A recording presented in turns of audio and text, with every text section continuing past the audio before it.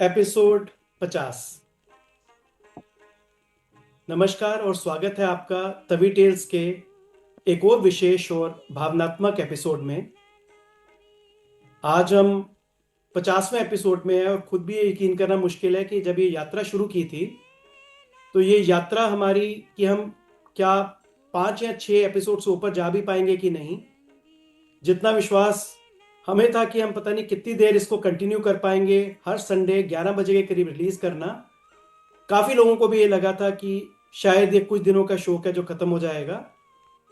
लेकिन जैसे मेरी डॉक्टर विकास की वार्तालाप होती रही इस बारे में कि ये शौक हमारा था केवल डुग्गर की संस्कृति को कवर करने का, उन लोगों को कवर करने का जिन्होंने डुग्गर के इतिहास को लेके या किसी अन्य प्रोफेशंस को गौरवान्वित किया है, उनके लिए।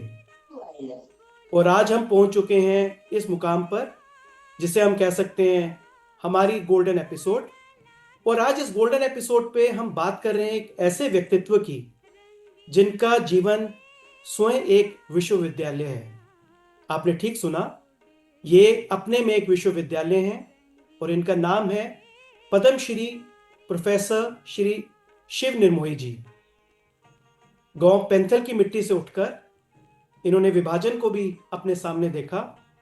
शिक्षक, प्राध्यापक, शोधकर्ता और साहित्यकार के रूप में इन्होंने जिस निरंतरता, अनुशासन और विनम्रता के साथ डोगरी भाषा और संस्कृति को जिया, वह उन्हें विशिष्ट बनाती है। 4 वर्ष की आयु में कविता रचना से लेकर पद्मश्री जैसा राष्ट्रीय सम्मान प्राप्त करने तक इनकी यात्रा हमें यह सिखाती है, संघर्ष यदि संकल्प बन जाए तो साधना स्वयं मार्ग दिखा देती है। आज का यह संवाद केवल उपलब्धियों की चर्चा नहीं, बल्कि उस जीवन दर्शन को समझने का प्रयास है जो आने वाली पीढ़ियों के लिए दीप स्तंभ है।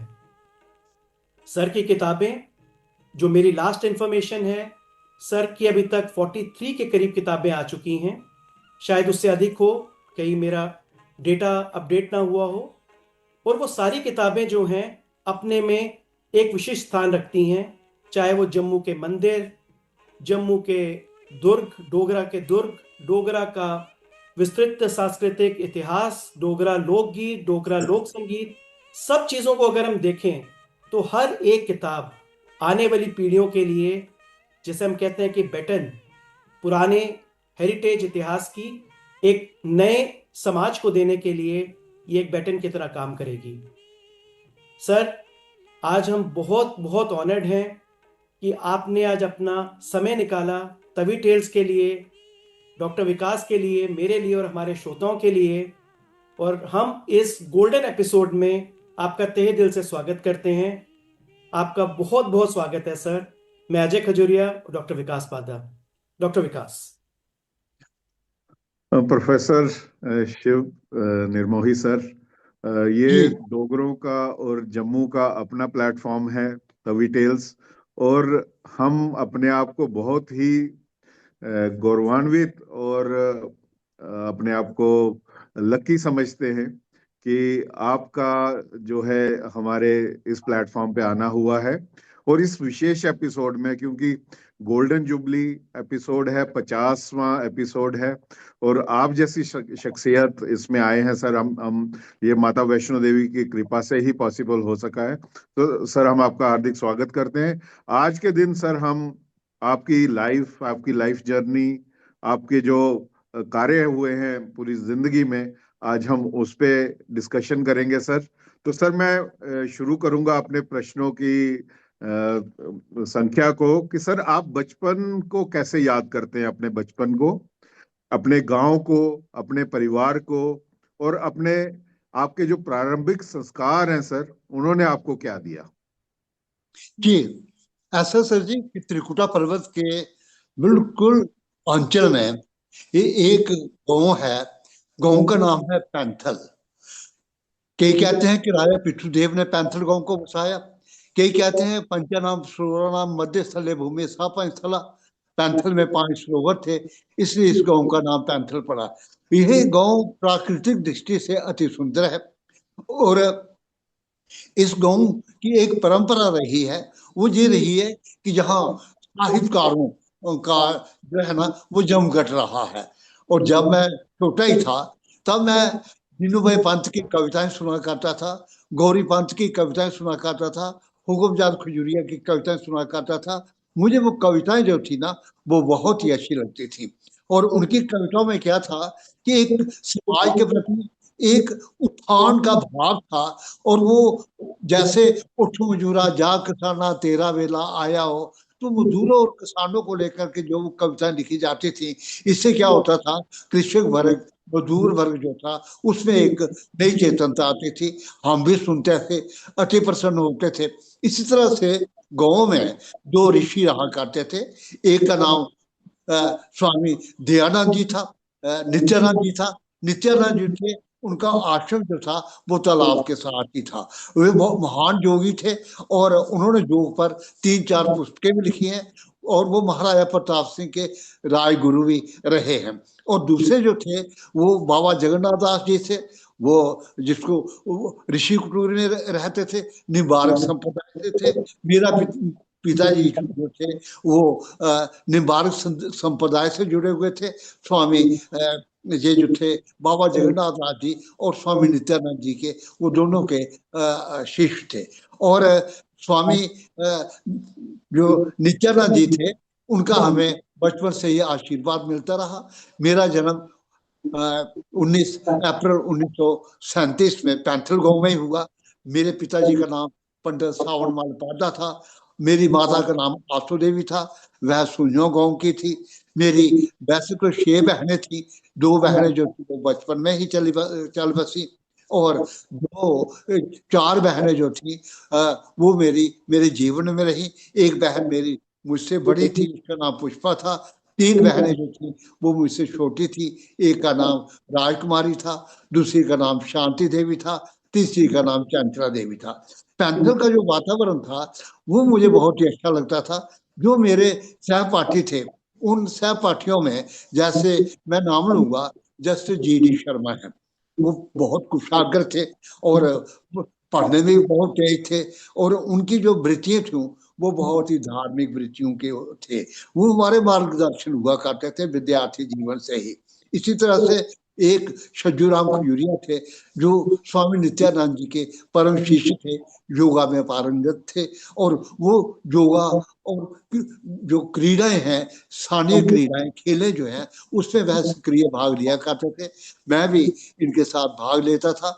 लेकिन मेरी जो अभिरुचि थी बचपन में ही वो इतिहास के प्रति थी। हमारे गांव में बुजुर्ग लोग आते थे, वो वहां रात को बैठते थे, तंबाकू पीते थे और साथ ही साथ कभी महात्मा गांधी की बात करते, कभी चंद्रशेखर की बात करते, कभी भगत सिंह की बात करते। इस तरह से वो जो वातावरण था ना, देश में क्या हो रहा है, राष्ट्र में क्या हो रहा है, वो सारा का सारा वातावरण जो था ना वो वहां पर मुझे बचपन में ही मैं सुनता था। मेरे जो अध्यापक थे कटरा के मास्टर भोराज थे, एक कृष्णदास थे वो संस्कृत थे, मास्टर हिमराज थे वो मेरे भाई ही लगते थे।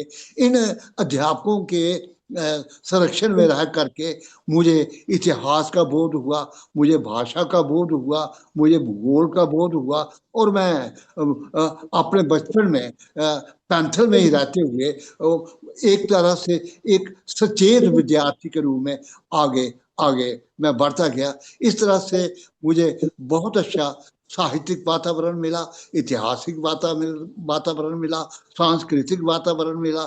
हमारे गांव में लोकगीत गाए जाते थे, हमारे गांव में सांस्कृतिक जो समारोह आयोजित होते थे, लोहड़ी का पर्व होता था, हम उसमें भाग लेते थे।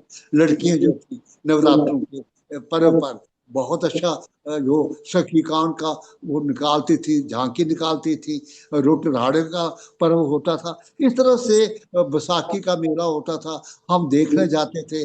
कोई दिन पर्व होता था, महिलाएं पुरुष जो थे वो जज्जर स्नान करने के लिए जाते थे, कई जो थे वो इधर देव का स्नान करने के लिए आते थे। धार्मिक और सांस्कृतिक वातावरण जो था वो मेरे गांव का था और उसने मुझे बहुत ही प्रभावित किया। बहुत सुंदर सर। सर आप तो ऐसे लगा कि हमें उसी समय में ले गए हैं, क्योंकि सर त्रासदी यही है कि काफी सारे जितने भी त्योहार आपने बताए, वो काफ़ी त्योहार तो अब मनाए भी नहीं जाते हैं। तो आपसे ये सारे त्योहारों के बारे में सुनना, और जो हमारे श्रोता सुन रहे होंगे जो यूथ हैं, उनको भी पता चलेगा कितना समृद्ध हमारा डोगरों के त्योहार थे, रीति रिवाज थे। और अब फिर वो ज़रूरत है कि जैसे सर हमारे लिए एक गाइडिंग स्टार हैं, हमें ये बताएंगे कि ये सब को किस तरीके से रिवाइव किया जाए, और इनके बारे में जानना भी हमारे लिए बहुत इम्पोर्टेंट है। और सर, इतना आपने लिखा है सर। एक मेरे को किसी ने सर एक किताब काफ़ी समय पहले एक गिफ्ट की थी सर, और वो मेरा पहला आपके साथ रूबरू होना था। वो थे डुग्गर के मंदिर। और डुग्गर के मंदिर सर, मैंने खुद एक किताब लिखी थी, Jammu a land of heritage and legends. और उसमें से काफ़ी जो अगर सर प्रेरणा मैं कहूँ तो प्रेरणा उसी पुस्तक से मिली थी। क्योंकि जिस विस्तृत रूप से सर आपने उसको भागों में बांटा है, चाहे वो शिव टेम्पल हो, वैष्णव हो, राधा कृष्ण टेम्पल हो, या भगवान राम के मंदिर हो, या शक्ति स्थल हो, जिस तरीके से सर आपने उनको बांटा है, और आप यकीन नहीं करेंगे सर, 2 दिन में उस पुस्तक को खत्म करने के पश्चात मैं सीधा पैंथल आया था सर आपके दर्शन करने के लिए। लेकिन आप मुझे वहां पे मिले नहीं घर पे। आप उस समय उधमपुर गए थे, तो मेरी आपसे फोन पे बात हुई थी। आज मैं अपने को बहुत सौभाग्यशाली समझ रहा हूँ सर, कि तभी टेल्स के अंदर आपको सर मैं रूबरू देख पा रहा हूँ, और सर आपसे हम वार्तालाप कर पा रहे हैं। धन्यवाद जी। सर, 4 वर्ष की आयु में सर कविता की रचना, ये तो सर कहते हैं ना सर, होनहार विद्वान के होते हैं चिकने पात। सबसे पहले तो यही पता चल गया होगा सर, इतनी छोटी आयु में जब बच्चे खेलना शुरू करते हैं, कई बच्चे तो आज की डेट में बोलना शुरू करते हैं, उस समय सर आपने कविता की रचना की थी। क्या सर वह सहज अभिव्यक्ति थी, या भीतर की पुकार? जी, कविता जो थी वो मैंने अपनी बड़ी बहन पर लिखी थी। मैं उसको आ, आ, उसके साथ कई कई बार झगड़ा भी करता था। कहता था काल्टो बड़ी गंदी है, दूध मलाई गंदी है। इस तरह की कविताएं जो थी ना, वो बचपन के बच्चों वाली कविताएं थी। एक दूसरे पर व्यंग कसना, एक दूसरे पर ये संवाद करना, उनके साथ छेड़खानी करना। ऐसे अपने जो मेरे सहपाठी थे उन पर मैं कविता कर लेता था, अपने जो मित्र थे उन पर मैं कर लेता था। तो ये तुकबंदी उसको कहा जा सकता है, कविता नहीं थी। लेकिन जब मैंने कविता लिखना शुरू की तो तब मैं स्कूल का अध्यापक था, और ये मेरा उन दिनों मेरी नौकरी जो थी वह रियासी में थी। तब मैंने कविताएं जो थी वो हिंदी में ही लिखी। जैसे किसकी धरती किसका धन, कौन अधिकारी जिसका श्रम, श्रमिकों का कौन करता शोषण, क्या शोषक है धनी वर्ग। इस तरह की मैंने कविताएं लिखी। इस तरह से मैंने कहानियां भी लिखी। और मेरी जो पहली कहानी थी प्रायश्चित, वो 1961 में शिक्षा विभाग द्वारा सम्मानित की गई थी। उस पर मुझे पुरस्कार भी मिला था। इसी तरह से जो मैंने पहला निबंध लिखा, महाराजा गुलाब सिंह की उपलब्धियां, तो उस पर भी मुझे पुरस्कार मिला था। इस तरह से मुझे प्रोत्साहन जो थे ना, वो बचपन में भी मिले, और जब मैं अध्यापक था तब भी मिला। अभी मेरी सर्विस बहुत कम थी, तो मुझे 1972 में स्टेट अवार्ड मिला। तो इस तरह से मुझे ये लगने लगा, शिक्षा विभाग ने भी मुझे सम्मानित किया, कई बार सम्मानित किया, और जो सांस्कृतिक संस्थाएं थी वो भी मुझे सम्मानित करती गई।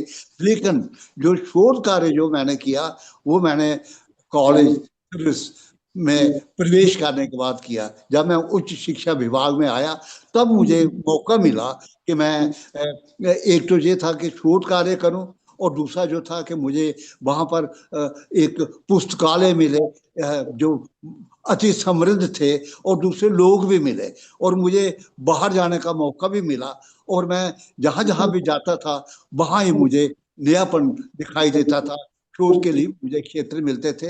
मैं 79 में जहाँ गया, पंजाब यूनिवर्सिटी चंडीगढ़ में, वहां पर प्रौढ़ शिक्षा पर एक कार्यशाला का आयोजन हो रहा था। तो वहां पर जाकर के मुझे हिमाचल प्रदेश के बहुत से मित्र मिले, वंशीलाल जी मिले, और भी दूसरे साथी मिले।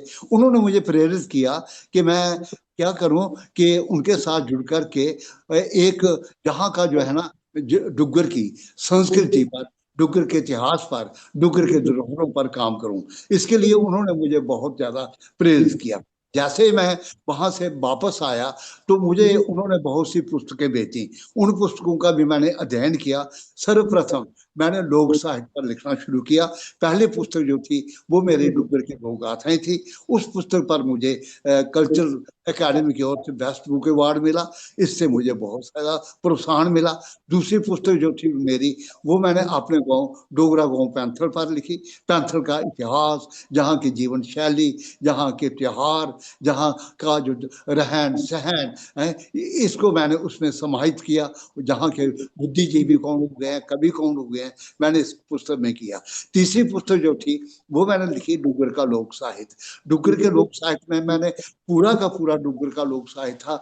उसमें ये लोक गीत भी आते थे, लोक गाथाएं भी आती थी, ये लोक कथाएं भी आती थी, यहाँ के मुहावरे भी आते थे, उसको मैंने किया। इस पुस्तक को बहुत ज्यादा ये लोकप्रियता मिली। एक तो हिंदी एमए में, डोगरी एमए में इस किताब को रखा गया, और दूसरा विद्यार्थियों को काफी लाभ मिला, और मुझे भी बेस्ट बुक अवार्ड जो था वो इस पुस्तक पर 1988 में मिला। उसके बाद मैंने एक पुस्तक डुग्गर की संस्कृति लिखी। जो पुस्तक जो थी, ये मेरा बड़ा अथक प्रयास था। मैं पूरे डुग्गर प्रदेश में घुमा फिरा, और जब ये मेरी पुस्तक प्रकाशित हुई तब भारत के प्रधानमंत्री चंद्रशेखर जी थे। 1990 में मुझे भारत सरकार की ओर से सम्मानित किया गया, और इससे मुझे असीम प्रसन्नता हुई। इसके बाद मैंने अपना अविरल लेखन जो था ना वो शुरू रखा, और मैं ये प्रयास करता रहा कि डुग्गर के हर पहलू पर, डुग्गर के इतिहास पर, डुग्गर की संस्कृति पर, डुग्गर की धरोहरों पर, हर विषय पर मैं लिखूं। तो उसके बाद मेरा ध्यान चला गया लोक देवताओं पर। मेरी पुस्तक प्रकाशित हुई डुग्गर के लोक देवता, उसकी बहुत ज्यादा चर्चा हुई। फिर मेरी पुस्तक डुग्गर के अमर सेनानी पुस्तक प्रकाशित हुई।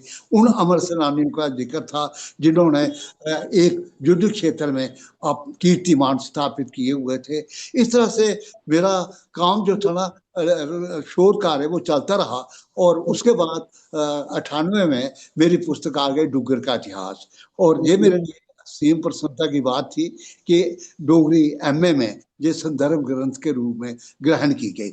उसके बाद मेरा लेखन क्रम जो था ना वो लगातार चलता रहा, मैं रुका नहीं। मैंने सबसे पहले ये धरोहरों पर लिखना शुरू किया। जैसे कि मैंने पहले ले लिखी ऐतिहासिक धरोहरें, जैसे डुग्गर के मंदिर।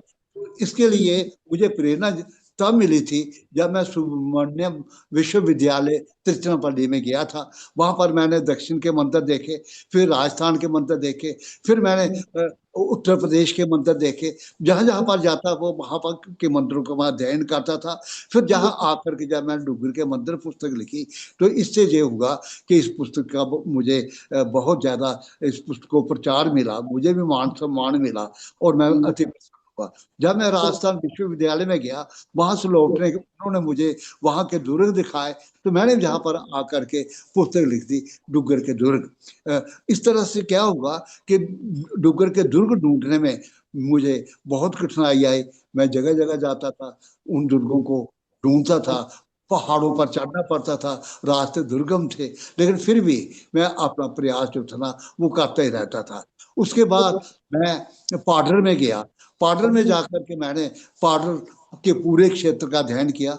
वहां मैं लगभग 15 दिन रहा। नौरतन शटियान मेरे साथ थे। तो जब ये मेरी पुस्तक प्रकाशित हुई, तो मुझे उन दिनों भारत के प्रधानमंत्री जो थे वो अटल बिहारी वाजपेयी थे। उन्होंने मुझे इस पुस्तक पर सम्मानित किया, और मुझे असीम प्रसन्नता हुई कि दूसरी बार मैं भारत के प्रधानमंत्री से पुरस्कार ग्रहण कर रहा हूँ। इसके बाद मेरा काम जो था ना वो चलता ही रहा। मैंने जल धरोहर कर लिया। जल धरोहर को लेकर के मैंने डुग्गर की नदियां, डुग्गर की बावलियां, डुग्गर के सर, डुग्गर के तालाब, पुस्तकें जो थी ये मैं लिखता गया। उसके बाद जब मैंने ऐतिहासिक स्मारकों पर लिया, तो उसमें क्या था, डुग्गर के शहीदी स्मारक, डुग्गर की ऐतिहासिक समाधियां, इन चीजों को मैंने उठाया। फिर उसके बाद मैं लगातार लिखता ही रहा। अब क्या है, इस तरह से अनुमानता अब तक मेरे 47 ग्रंथ जो हैं वो डुग्गर के इतिहास, संस्कृति और धरोहर पर प्रकाश रोचक किए हैं। इसी वर्ष 25 में मेरे 2 ग्रंथ आए हैं। एक है डुग्गर के शिलालेख, इसमें मैंने ब्राह्मी लिपि से लेकर के जो टाकरी लिपि तक जितने भी शिलालेख उपलब्ध हुए उन पर मैंने लिखा है। और दूसरी पुस्तक जो है मेरी वो आ जाती है इस पर सिराज पर। सिराज का क्षेत्र जो है ये डोडा और रामबन में है, और इस पर मेरी पुस्तक का नाम है डुग्गर सिराज लोक और परंपरा। इस तरह से मैंने दिमाग का जो क्षेत्र था, पंचारी का क्षेत्र था, उस पर भी मैंने पुस्तक लिखी, नाम रखा पंचारी लोक और समाज। तो मेरा क्रम जो था ना ये चलता ही रहा। मैंने यहाँ की एक एक जो विषय था उसको लेकर के लिखा। मैंने भाषा विज्ञान पर जम्मू विश्वविद्यालय में एक कार्यशाला जो थी ना उसमें मैं गया। वहां से आने के बाद मैंने पुस्तक लिख दी डुग्गर का भाषाई परिचय। इस भाषाई परिचय में मैंने डुग्गर की 35 बोलियां जो थी उनको इसमें वर्णन किया है। और इस तरह से मैंने बोलियों का विभाजन किया, उनका व्याकरण दिया, और उनकी विशेषताएं जो थी ना वो मैंने बताई हैं। इस तरह से जो हमारे लोग देवते थे, जैसे दाता रणपत था, उन पर भी मैंने दाता रणपत की अमर कथा जो थी ना वो लिखी। मैंने ये जो था हमारे बाबा जित्तो, उन पर भी मैंने पुस्तक जो लिखी। इतिहास के पन्ने पर पन्ने में पढ़ता गया, लिखता गया, और ये मेरा क्रम जो है ना पहले भी चल रहा था, आज भी चल रहा है। मैं ये चाहता हूँ कि पूरा जो डुग्गर का क्षेत्र है उसका कोई भी ऐसा विषय एस्पेक्ट ना रहे जो मेरी पुस्तकों में नहीं आया।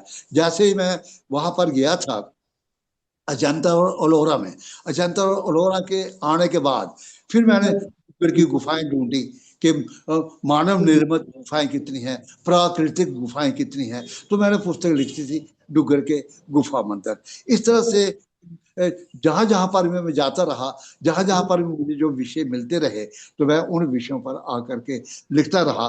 मैंने जहां के संतों पर पुस्तक लिखी है जिसका नाम है डुग्गर के संत, जहां जो संत हुए हैं आदिकाल से, वैदिक काल से लेकर के आज दिन तक, उन पर भी मेरी पुस्तक जो है ना वो प्रकाशित हुई है। मैं लिख रहा हूँ, लिखता जा रहा हूँ, और मुझे जनता का, यानी अपने साथियों का पूर्ण सहयोग जो है ना वो मिल रहा है। बहुत ही गर्व की बात है सर, ये इतने विषयों को कवर करना डुग्गर के, मुझे लगता है ये बहुत ही बड़ा कार्य है और ये बहुत ही जरूरी था। क्योंकि कहीं ना कहीं हम डोगरा लोग, डुग्गर प्रदेश जो है वो हाशिए पे धकेला जा रहा था सन 47 के बाद। तो ये जो रिवाइवल हो रहा है सर, इसमें आपका योगदान जो है वो हिस्टोरिक है, और मुझे लगता है हमेशा आने वाली पीढ़ियां इसको याद रखेंगी। माता वैष्णो देवी आप पे इसी तरह आशीर्वाद बनाए रखे। सर आपके बचपन में ही अभी चलते हैं, तो सर आप लगभग 10 वर्ष के थे जब विभाजन हुआ हमारा जो सन 47 में। सर इतनी कम उम्र में विभाजन जैसी त्रासदी आपने देखी, ये अनुभव आपकी स्मृति में सर कैसे अंकित है? सर जी ऐसा था कि हमारे घर में शाम को जो मोहल्ले के बुजुर्ग जो थे वो बैठा करते थे। मेरे ताया जी थे, परमानंद उनका नाम था, और वो पटवारी थे। वो आकर के क्या हो रहा है, और हमारे घर में एक अखबार आती थी, मेरा भाई अखबार पढ़ करके सुनाता था। इससे मुझे पूरे देश में क्या हो रहा है, समाज में क्या रहा है, और क्या क्या घटनाएं हो रही हैं, तो उनमें मेरी रुचि जो थी ना वो बढ़ती गई। और उसके बाद जब मैं जहाँ रहा बनारस विश्वविद्यालय में, तो मेरी रुचि जो थी वो दर्शन शास्त्र में भी आई। मैंने बुद्ध धर्म पर भी अध्ययन किया, मेरी पुस्तक थी डुग्गर में बुद्ध मत। मैंने सूफी मत पर भी अध्ययन किया, मेरी पुस्तक थी डुग्गर के दरवेश। और मैंने निम्बार्क संप्रदाय पर भी काम किया, मेरी पुस्तक थी डुग्गर के निम्बार्क संत। इस तरह से मैं जितने भी धर्म पंथ संप्रदाय थे उनका मैं अध्ययन करता गया, और मुझे मौके भी मिलते गए। मुझे भारत के लगभग 50 विश्वविद्यालय में जाने का मौका मिला। हर विश्वविद्यालय में जहां पर मैं जाता था नया विषय होता था, नई बात सीख करके मैं आता था। उससे क्या होता था कि मेरे ज्ञान में भी वृद्धि होती थी, और उसी ज्ञान को जो मैं लेकर के आता था उसे मैं अपनी खोज में, अपने शोध में प्रयोग करता था और डुग्गर के किसी न किसी विषय पर मैं पुस्तक लिख देता था। बहुत खूब सर, बहुत बढ़िया। सर आपने सर जब शिक्षा के साथ साथ आपने काफी श्रम भी किया सर। जैसे आप जम्मू से, जो मैंने पढ़ा है सर, आप फिरोजपुर भी रहे कुछ देर के लिए। और क्या उस संघर्ष ने जीवन को सर अधिक संवेदनशील बनाया कि आप जिस जगह भी जाए गए सर, आप जम्मू में आपने उसी जगह को की संस्कृति को पकड़ लिया और उसी को आपने अपने सामने एक मापदंड रख के डुग्गर के इतिहास की चीजों को भी लिखना शुरू किया। तो सर क्या श्रम और संघर्ष इन्होंने आपकी पुस्तकों को लिखने के लिए संवेदना आपको प्रदान की? क्या ये सही रहेगा सर कहना? जी, मैं एक बात स्पष्ट कर देना चाहता हूँ। मुझे कुछ अवसर मिले, जैसे मैं जिन दिनों स्कूल अध्यापक था, मैं एक स्थान पर नहीं रहा। मैं हीरानगर में रहा, मैं चिनैनी में रहा, मैं रियासी में रहा, मैं टिकरी में रहा, मैं चिड़ाई में रहा, मैं पैंथर में रहा। जब मैं उच्च शिक्षा में आ गया तब भी मैं एक स्थान पर नहीं रहा। मैं कठुआ कॉलेज में रहा, मैं उधमपुर कॉलेज में रहा, मैं MM कॉलेज जम्मू में रहा, मैं कॉलेज ऑफ एजुकेशन में रहा, उसमें महिला कॉलेज उधमपुर में रहा। उसके बाद मैं Dogra college of education Jammu में रहा, मैं शिवालिक कॉलेज उधमपुर का प्रिंसिपल रहा। इससे क्या होता था कि मुझे, जैसे मैं गवर्नमेंट कॉलेज ऑफ एजुकेशन में था, पूरे जम्मू प्रांत के जो अध्यापक थे वो वहां पर प्रशिक्षण लेने आते थे। मैं उनसे मिलता था। मैं अगर मेंढर तहसील के जो है, मैं उनसे पूछता था कि आपके मेंढर तहसील में नदी नाले कौन से हैं, वहाँ के स्मारक कौन से हैं, वहाँ रीति रिवाज क्या है। इसी तरह से अगर बुद्धल के थे तो मैं बुद्धल वालों से पूछता था, अगर मैं बनाल के हैं तो बनाल के पूछता था। तो इस तरह से मुझे अवसर मिला, बड़ा अच्छा मिला। और जब मैं शोध यात्रा पर जाता था तो मुझे ही मेरे विद्यार्थी जो थे बड़ी संख्या में मिल जाते थे। मुझे पहाड़ों पर चढ़ने में आसानी आती थी।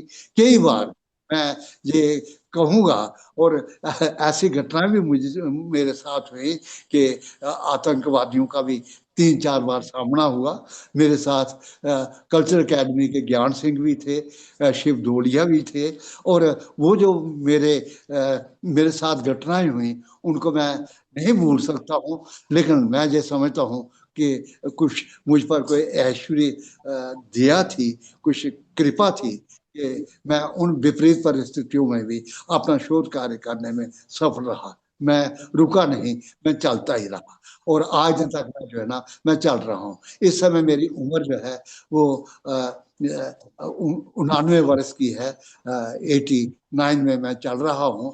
और मेरी अभी भी पुस्तकें जो है ना वो प्रकाशित होने के हो रही हैं। एक मैं डुग्गर में नाग परंपरा पर मैंने पुस्तक प्रकाशन के लिए दी है और उसके मैं प्रूफ पढ़ रहा हूँ। तो जहाँ आपको भी ये शायद परिज्ञान ही होगा कि डुग्गर एक ऐसा प्रदेश है जहाँ नाग जाति के लोग रहते हैं। और रियासी में एक स्थान है, उसको नागोद कहते हैं।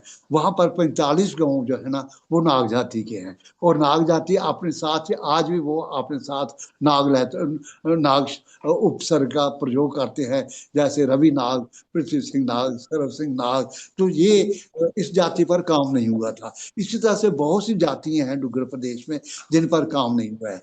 तो जातियों को लेकर के भी मैंने एक पुस्तक लिखी है जिसका नाम है डुग्गर की जातियां, एक अध्याय। तो इस तरह से डुग्गर के हर क्षेत्र में जहां पर भी आप जाएंगे वहां पर थोड़ी सी विभिन्नता दिखाई देगी, थोड़े से रीति रिवाज भी दिखाई देंगे। जहां पर जितने भी लोग जो है, कुछ लोग स्थानीय हैं, कुछ लोग मुस्लिम काल में पलायन करके, कोई राजस्थान से आया है, कोई उत्तर प्रदेश से आया है, कोई मध्य प्रदेश से परिवार आए हैं, जो जहां पर आकर के बसे हैं। उन्होंने अब तक भी कुछ अपनी संस्कृति के कुछ को सुरक्षित रखा है। तो ये जो मिली जुली संस्कृति बनी, उसको हमने एक महान संस्कृति के रूप में मैंने उसके दिग्दर्शन किए, जिसको डुग्गर संस्कृति कहते हैं। नहीं सर, हम तो बहुत ऋणी हैं सर आपके कि इतना शोध करना। और सर जैसे मुझे काफी लोगों ने बताया सर कि आप अपने शोध के दौरान सर गांव गांव, हर कस्बे में जाके वहां पे समय अपना देना और वहां के शिलालेखों को देखना, वहां के परंपराओं को देखना। क्योंकि सर जम्मू डुग्गर प्रदेश जो है काफी विविधताओं का प्रदेश है। यहाँ पे मैं एक दिन डॉक्टर विकास और मैं डिस्कस ही कर रहे थे सर कि नागपंचमी हर 20 किलोमीटर के बाद नागपंचमी मनाने का तरीका भी विविध हो जाता है। तो जी जम्मू जम्मू है ही विविधताओं का, और सर आपने उन विविधताओं को किस तरीके से पुस्तकों में बांध के आगे आने वाली जनरेशन और हम सब के लिए भी अभी जो आपने एक एक इतिहास को अगर आपने फ्रीज करके हमें दे दिया है, तो सर ये हमारे लिए, मैं सच में कहता हूँ सर, हम बहुत बहुत ऋणी हैं सर आपके कि आपने इतनी पुस्तकें लिखने के बाद अभी भी आप लिख रहे हैं, इस उम्र में भी आप लिख रहे हैं। ये सर आपका डुग्गर प्रदेश के प्रति जो आपका प्रेम है सर, और जो इतिहास के प्रति सर जो आपका पैशन और प्रेम है सर, इसके लिए पूरा डुग्गर प्रदेश सर आपके लिए सदैव ऋणी रहेगा सर, आपके इन कार्यों के लिए सर। बहुत बहुत धन्यवाद जी। डॉक्टर विकास। सर, आपने अभी जिक्र किया कि आपने काफी स्कूलों में भी पढ़ाया, फिर उच्च शिक्षा विभाग में भी सर जगह जगह पे विभिन्न कॉलेजों में पढ़ाया। तो सर, शिक्षक के रूप में आपकी सबसे बड़ी संतुष्टि क्या रही? सर जी, मैंने ये बताऊंगा मैं प्राइमरी स्कूल में भी मैंने काम किया, मैंने मिडिल स्कूल में भी काम किया, मैंने हाई स्कूल में भी काम किया, मैं हायर सेकेंडरी स्कूल में भी मैंने काम किया, मैंने कॉलेज में भी काम किया, मैं विश्वविद्यालय में भी रहा, चाहे पार्ट टाइम रहा। जम्मू विश्वविद्यालय में मैंने डोगरी और हिंदी की जो कक्षाएं थी उनको मैंने पढ़ाया। ये मुझे मौका मिला, और एक शिक्षक के रूप में मैं ये समझता हूँ कि मुझे स्टेट अवार्ड दिया गया, और दूसरा जो था कि मैं एक शिक्षक के रूप में यूनियन पब्लिक सर्विस कमीशन में एक सब्जेक्ट एक्सपर्ट के तौर पर भी रह चुका हूं। तो इस तरह से शिक्षा विभाग का अध्यापक होने के नाते मुझे 25-30 विश्वविद्यालयों ने बुलाया, और वहां पर मुझे जाने का मौका मिला, बड़े बड़े महान विद्वानों से मिलने का मौका मिला, और जहां पर भी मैं जाता था नई से नई बातें सीख करके आता था। ये मेरे लिए बड़े गौरव की बात है कि मैंने एक शिक्षक के रूप में, मेरे जो शिष्य हैं उनमें मंत्री भी हैं, उनमें मेंबर पार्लियामेंट भी हैं, उनमें एमएलए भी हैं, उनमें आईएएस अफसर भी हैं, उनमें केएएस अफसर भी हैं, उनमें अधिकारी भी हैं। जहां पर मैं जाता हूं मुझे उनका असीम स्नेह और प्यार मिलता है। बहुत सुंदर सर, बहुत धन्यवाद। सुंदर। सर लेखन आपके लिए एक शौक था, मैं लेखन और शोध दोनों के बात करता हूं सर, ये साधना थी या आपको लगता था सर ये एक डोगरों के लिए एक सामाजिक दायित्व है? कुछ ऐसा था, मैं कुछ करना चाहता था, बचपन से मेरी इच्छा थी मैं कुछ करूंगा। तो अब ये आता था मैं क्या करूंगा, तो ये निर्णय मैं नहीं ले पाया। सेवानिवृत्ति से पहले भी मैंने सोचा कि मेरे 3 क्षेत्र हैं। एक ये आता है मैं समाज सेवा करूं, दूसरा ये था कि मैं राजनीति में चला जाऊं, और तीसरा ये था मैं साहित्य साधना करूं। समाज सेवा में मैं इतना सक्रिय नहीं रह सका। राजनीति के लिए मुझे निमंत्रण मिला, कई राजनीतिक पार्टियों से संपर्क भी हुआ। एक राजनीतिक पार्टी जो थी वो मुझे एमपी की टिकट भी देना चाहती थी, लेकिन मुझे ये लगने लगा कि मैं राजनीति में नहीं जाऊंगा। मैंने एक ही कार्य क्षेत्र चुना, और वो कार्य क्षेत्र जो था वो था डुग्गर का इतिहास, संस्कृति और धरोहर। मैंने इसी को समाहित करने का अपनी ओर से प्रयास किया, पहले भी किया था, अब भी कर रहा हूं, आगे भी करूंगा। बहुत ही बढ़िया सर। और जैसा सर आपका इतने गूढ़ है सर, आप अपनी रिसर्च में इतने गूढ़ हैं आप अपने कार्य में। अगर आप सर किसी भी रोल में होते, अगर आप एमपी के रोल में होते, तो सर हम आपको सेंटर के मिनिस्ट्री में देखते हैं सर, क्योंकि आप हर कार्य को पैशन से करते हैं। ये तो सर हमारा बहुत ही सौभाग्य था कि आपने लेखन को चुना, क्योंकि वो लेखन हमारे लिए सर बहुत ही इंपॉर्टेंट है। बाकी चीजें तो सर बाकी लोग मैनेज कर सकते थे, लेकिन जो लेखन आपने किया है सर, और जिस तरीके से आपने डुग्गर के इतिहास को पूरा संजोया है, परंपराओं को जोड़ा है, वो सर आपके सिवाय कोई नहीं कर सकता। ये तो बात सर हम सब मानते हैं सर। जी विकास। सर आपने पूरा सर्विस की, एजुकेशन डिपार्टमेंट में, फिर हायर एजुकेशन डिपार्टमेंट में, लोग तो सर्विस के दौरान अपने जॉब करते करते ही थक जाते हैं, लेकिन सेवा काल के साथ साथ निरंतर लेखन, सर इस अनुशासन को आपने कैसे साधा? सर जी ऐसा था कि जैसे मैं कठुआ कॉलेज में था, तो मैं अपने विद्यार्थियों को अपने साथ ले जाता था कि चलो अपना गांव दिखाओ, वहां के जोगियों से मुझे मिलाओ, वहां के जोशियों से मुझे मिलाओ, वहां के वैद्यों से मुझे मिलाओ, मुझे अपने लेखकों से मिलाओ। तो हर एतवार को मैं निकल जाता था। उधमपुर में था तो मैंने जिला उधमपुर का पूरा निरीक्षण कर लिया। इस तरह से जब मैं यहाँ पाडर में गया, मैं किश्तवाड़ में गया, किश्तवाड़ पर मेरी किताब है, वो भी पुरस्कृत हुई है। तो मैं पहाड़ों में घूमा फिरा, चक्कर लगाए, मैंने सार ढूंढे, सरोवर ढूंढे। तो कुछ एक तो ये था कि मेरी पृष्ठभूमि गांव की थी और मैं एक पहाड़ी गांव का था। मुझे चलने में, घूमने में, फिरने में, पहाड़ चढ़ने में, पहाड़ उतरने में, जंगल जाड़ों में आने जाने में कोई दिक्कत महसूस नहीं होती थी। मैं गद्दियों के घरों में रह लेता था, मुझे गद्दी भाषा का भी ज्ञान था। मैं बकरवालों में रह लेता था, मुझे बकरवाली का भी ज्ञान था। मुझे गुज्जरों का भी, गोजरी भाषा का भी ज्ञान था। अगर मैं गुज्जरों की बस्ती में जाता तो मैं गोजरी भाषा बोलता था। अच्छा जी, सुना चौधरी साहब क्या हाल चाल है, तुम ठीक ठाक है ना? तो वो भी मुझे वैसे ही उत्तर देता, हमने थारे घर में रुकनो है। तो वो कहता है रुको, बड़े आदर से रुको। तो इस तरह से अगर मैं रजौरी पुंछ में जाता था तो वहां पर मैं पहाड़ी भाषा का प्रयोग करता था। और वहां पर क्या था कि हमारे जो का के की है, वहां ना ने नहीं बन जाता है। हम कहेंगे मोड़ का लड़का, वो कहेंगे मोड़ ना लड़का, मोड़ ना। अच्छा, अब इसी तरह मोड़ की लड़की, वो कहेंगे मोड़ कुड़ी। तो ये भाषा जो थी, क्योंकि मैंने भाषा का अध्ययन किया था, मुझे भाषा सीखने में दिक्कत नहीं आई। मैं स्थानीय भाषा का प्रयोग करता था, वो मुझे अपना समझ करके अपना लेते थे। बढ़िया। अ, सर आपने भारत के विभिन्न हिस्सों की यात्राएं की। क्या इन यात्राओं ने आपकी दृष्टि को व्यापक बनाया सर? जी मैंने पुस्तक भी लिखी है, उसका नाम रखा है यात्रा चक्कर। उसमें मैंने अपनी 31 यात्राएं जो है ना, उसका मैंने वर्णन किया है कि दक्षिण भारत में मैंने क्या क्या देखा। अगर मैं उत्तराखंड में धारचूला तक मैं गया, नंगा पर्वत तक गया, और तिब्बत का पूरा पूरा मैंने क्षेत्र देखा, नेपाल की मैंने यात्राएं की, पूर्व उत्तर की मैंने यात्राएं की। और यहाँ के जो आपको शायद ये सुनकर के विस्मय होगा कि मेरे जो विद्यार्थी हैं, मेरी जो छात्राएं हैं जो उधमपुर की हैं, उनका विवाह मेघालय में हुआ है। और मेघालय से जो पत्रिकाएं छपती हैं वो वहां से मेरे लेख मंगवाती हैं। तो इस तरह से त्रिपुरा के कई बच्चे जो है वो पैंथल में हमारे घर में आकर के रहे हैं। तो ये पूरे का पूरे भारत का संपर्क जो था ना, वो विश्वविद्यालयों के माध्यम से बना। माता वैष्णो देवी विश्वविद्यालय में कम से कम 18-20 प्रदेशों के बच्चे पढ़ने आते हैं। मैं वहां, मेरे घर के साथ ही वो विश्वविद्यालय था, वहां मुझे आने का, जाने का, बोलने का, ठहरने का बार बार मौका मिलता था। इसलिए पूरे देश के साथ मेरा संपर्क बना रहा।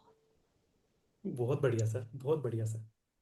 सर आपको जीवन भर, जैसे आपने जिक्र भी किया कि आपको सम्मान मिलते रहे, 2 बार भारत के प्रधानमंत्री के हाथों चंद्रशेखर जी और स्वर्गीय श्री अटल बिहारी वाजपेयी जी के हाथों भी सम्मान मिला, आपको स्टेट अवार्ड मिला बहुत ही कम समय में, कम उम्र में। और एक सबसे जो सर्वोच्च सम्मान जो होता है सर, पद्म श्री, वो मिला। सर इतने सम्मान उपलब्धियों के बावजूद आपकी सादगी आज भी लोगों को प्रभावित करती है। सर इसका रहस्य क्या है? सर जी मैं ये समझता हूँ आदमी को संघर्षशील रहना चाहिए। आदमी के जीवन में ये स्थायित्व नहीं होना चाहिए, ठहराव नहीं होना चाहिए। जैसे नदी बहती है ना, आगे आगे आगे आगे चलती जाती है, ऐसे में आगे आगे आगे बढ़ना चाहिए। यानी अगर हम ठहर गए फिर नहीं, ठहराव नहीं आना चाहिए। गतिशीलता जो है ना वो बनी रहनी चाहिए। जब व्यक्ति गतिशील रहता है तो उसमें उसके जीवन में, उसका जीवन जो होता है ना वो उपलब्धियों से भरा रहता है। हर एक के साथ यही हुआ है। जो भी जिसने जीवन में संघर्ष किया, जब मंथन किया, उसने कुछ ना कुछ पाया है, कुछ ना कुछ समाज को दिया है, देश को दिया है। बहुत सुंदर विचार है सर। बहुत सुंदर सर, विचार। ये विचार हमारे श्रोताओं के लिए भी, जो श्रोता अभी लेखन के क्षेत्र में आगे बढ़ रहे हैं, शोध के क्षेत्र में आगे बढ़ रहे हैं। सर का अगर जीवन पूरी तरह देखते हैं, ये हमेशा सर ने जो भी कोई नई चीज है जो लोगों के लिए नई थी, सर ने उसको कहीं ना कहीं अपने शब्दों के द्वारा पुस्तक में उतारा। डोगरों के जो डुग्गर के शिलालेख शिलालेख कई सालों से लोग देख रहे थे, क्योंकि शिलालेख नए नहीं हैं। उन शिलालेखों को लोगों ने देखा, लेकिन खाली केवल देखे, लेकिन सर ने उनके पीछे के इतिहास को भी कहीं ना कहीं शब्दों से बांधकर पुस्तक में डाला। तो मेरा आग्रह सब उन श्रोताओं को जो है, जो लिखना शुरू कर रहे हैं या लिखते हैं, कि जैसे सर ने कहा कि गतिशील रहिए। Learning is a continuous process. ये नहीं है कि आप ये करें कि आज मैंने सीख लिया, मैं अपनी इसी मात्र जो सीखी हुई चीजों से ही मैं लिखना शुरू कर दूंगा। एक जैसे लेखन के ऊपर एक बहुत बड़ी चीज कहते हैं कि आप 100 किताबों को पढ़ते हैं, तभी आप एक किताब को लिख पाते हैं। आप जी 100 जी जगहों को, जी 100 जगहों को अगर आप जाके विजिट करते हैं, उसके बारे में पूछते हैं, जैसे सर ने बताया, मैं लोगों से पूछता था कि आपके गांव के ज्योतिषी कौन है, आपके गांव के वैद्य कौन है। वो सारी नॉलेज बेस को सर इंक्रीज करे जा रहे थे अपनी, और अपनी पुस्तकों के माध्यम से आगे बढ़ाया। तो ये बहुत बड़ी सीख है। सर, इसके साथ मैं आपसे सर ये पूछना चाहता हूँ कि सर, डोगरी भाषा और संस्कृति को आप केवल विरासत मानते हैं या जीवित चेतना? देखिए सर, पहली बात ये, जो भाषा जो होती है ना, वो एक बड़ा सशक्त माध्यम होता है अभिव्यक्ति का। तो मैं ये समझता हूँ जो डोगरी भाषा जो है, इसको समुचित स्थान मिलना चाहिए, शिक्षा का माध्यम बनना चाहिए, और इस भाषा का प्रचार और प्रसार हमको करना चाहिए जी। बिल्कुल सर, बिल्कुल। और वह सर जरूरी भी है, क्योंकि अ, डुग्गर जो अपना देश है, डोगरी जो अपनी भाषा है, और हाँ सर जी। डुग्गर के जो सर रतन हैं, जिनको जिनमें से सर आप हैं, जिनको हम अपनी 50वीं एपिसोड में कवर कर रहे हैं, तो हमारा सर यही ध्येय है कि अ, आज की डेट में जम्मू में या उन विश्वविद्यालयों में, पता है सर जहां आप गए हैं, हमारे चैनल के माध्यम से पूरे हिंदुस्तान को पता चल जाए कि जम्मू के पुरातन इतिहास तो बहुत समृद्ध था ही, एक भाषा हमारी बहुत समृद्ध है, लेकिन जो हमारे डुग्गर रतन हैं वो भी काफी समृद्ध हैं। उनके बारे जी में, हाँ। उनके ज्ञान को भी आगे बढ़ाना भी सर, मेरा और डॉक्टर विकास का ये हमने अपना ध्येय लिया था, जिसके अंतर्गत जी, सर हमने आज आपको कवर किया सर। डॉक्टर विकास। धन्यवाद। सर, हम अपने पॉडकास्ट के अंतिम चरण में आ चुके हैं, और हम आखिर में सर ये जानना चाहते हैं कि आज के युवा लेखकों, शोधार्थियों और विद्यार्थियों के लिए आप जीवन का सबसे बड़ा मंत्र क्या देंगे? जी, मैं ये कहूँगा कि विद्यार्थी जो है ना, वो केवल पाठ्य पुस्तकें ही ना पढ़ें। पाठ्य पुस्तकों के अतिरिक्त जो पुस्तकालय में पुस्तकें हैं, उनका भी ज्ञान अर्जित करें। वो भ्रमण करें। भ्रमण से जो ज्ञान प्राप्त होते हैं, यानी ज्ञान के 3 ही हमारे पास साधन हैं। एक तो जो हम पुस्तकें पढ़ते हैं, तो पुस्तकें पढ़ना भी बहुत जरूरी होता है।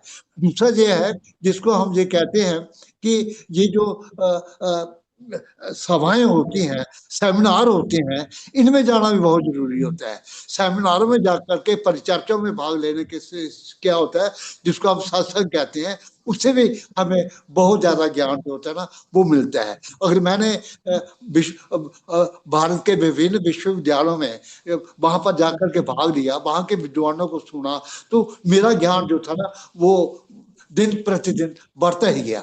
इसी तरह से क्या होता है कि यदि हम भ्रमण करते हैं, तो भ्रमण से भी ज्ञान जो होता है ना, बहुत ज्यादा हमको मिलता है। जो प्रत्यक्ष ज्ञान जो होता है ना, वो सार्थक ज्ञान होता है, वह शाश्वत ज्ञान होता है। अगर हमने अपनी आंखों से समुद्र देखा है, तो हम समुद्र के बारे में पूरी तरह से जानते हैं।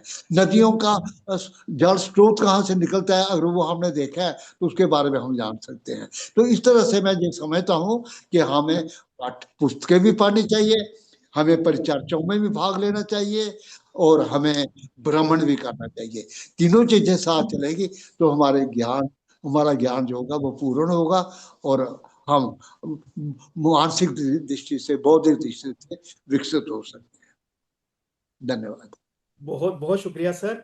और जैसे डॉक्टर विकास ने कहा कि हम अंतिम प्रश्न में थे सर, एक तो मैं ये पूछना चाहता हूँ अपने श्रोताओं के लिए सर कि आपकी जो 47 जो पुस्तकें 47 पुस्तकें आपने लिखी हैं सर, ये पुस्तकें वो कहाँ से ले सकते हैं? क्योंकि ये एक फर्स्ट हैंड इंफॉर्मेशन है सर। जैसे आपने बताया जी, कि समुंदर को देखा है तभी समुंदर के बारे में विस्तृत तरह से कोई लिख सकता है, और अगर समुंदर देखा ही नहीं है, कानों से सुना है, तो वो लिखने का कोई लेकिन आपने सर सब चीजें देखी हैं, तो आपके ज्ञान को जो किताबों में लिखा है वो कहाँ से ले सकते हैं सर किताबें? जी सर। सर जी, अधिकांश पुस्तकें जो है साहित्य संगम कच्ची शाह ने जम्मू ने छापी है जी। जी जी। धन्यवाद जी। तो बहुत बढ़िया सर।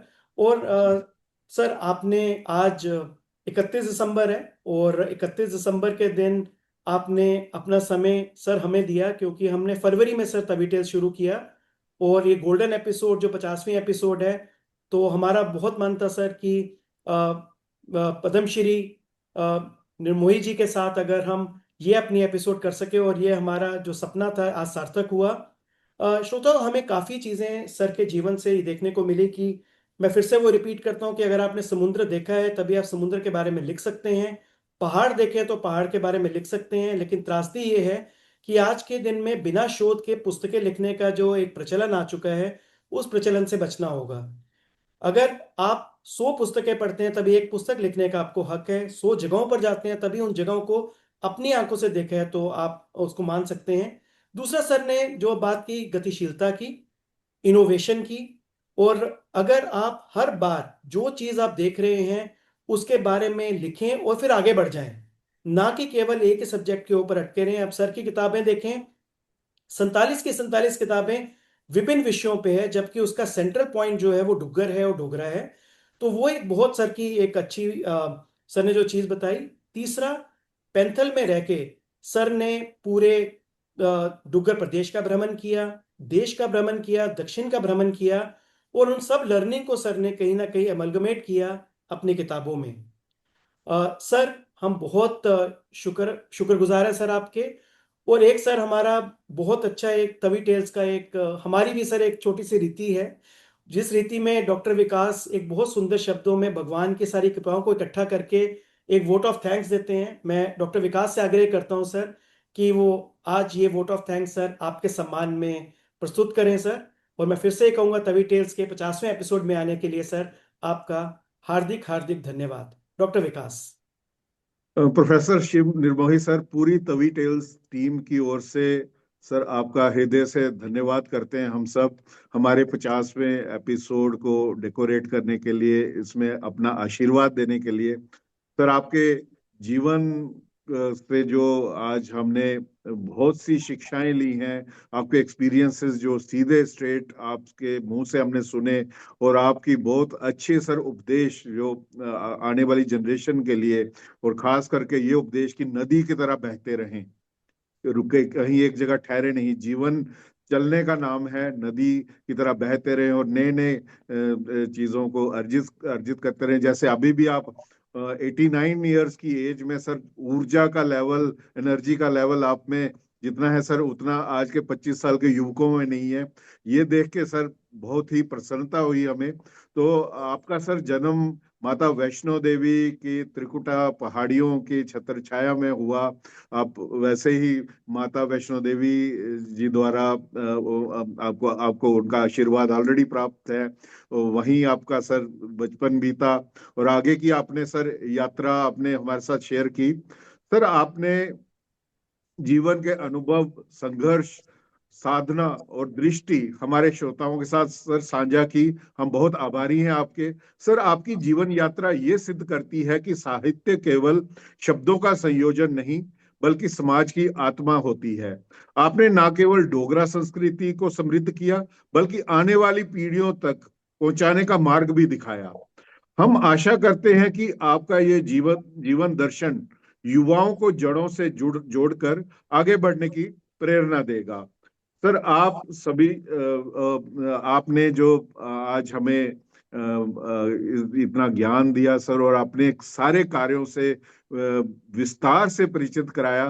तो सर हम आपका फिर से आभार व्यक्त करते हैं, और माता वैष्णो देवी बावे वाली माता से हम प्रार्थना करते हैं कि माता रानी आपको इसी तरह स्वस्थ रखें। आप इसी तरह जैसे शोध करते जा रहे हैं, लिखते जा रहे हैं, हमारे डुग्गर भूमि के लिए कंट्रीब्यूट करते जा रहे हैं, आप इसी तरह कंट्रीब्यूट करते रहें।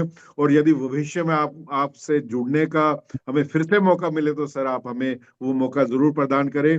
हम अपनी पूरी टीम की ओर से सर आपका आभार व्यक्त करते हैं, और मैं आप सभी श्रोताओं का भी धन्यवाद करता हूं टेलीकास्ट तवी टेल्स का, कि आपने इस विशेष संवाद को समय दिया। देखते देखते 1 से 50वें एपिसोड में हमने एक ही वर्ष में ये रिकॉर्डिंग की है। ये माता वैष्णो देवी बावे वाली माता की कृपा के बिना संभव नहीं था। अब सबका जो था प्यार था इसमें। तो आज का ये गोल्डन जुबली एपिसोड हम यही समाप्त करते हैं।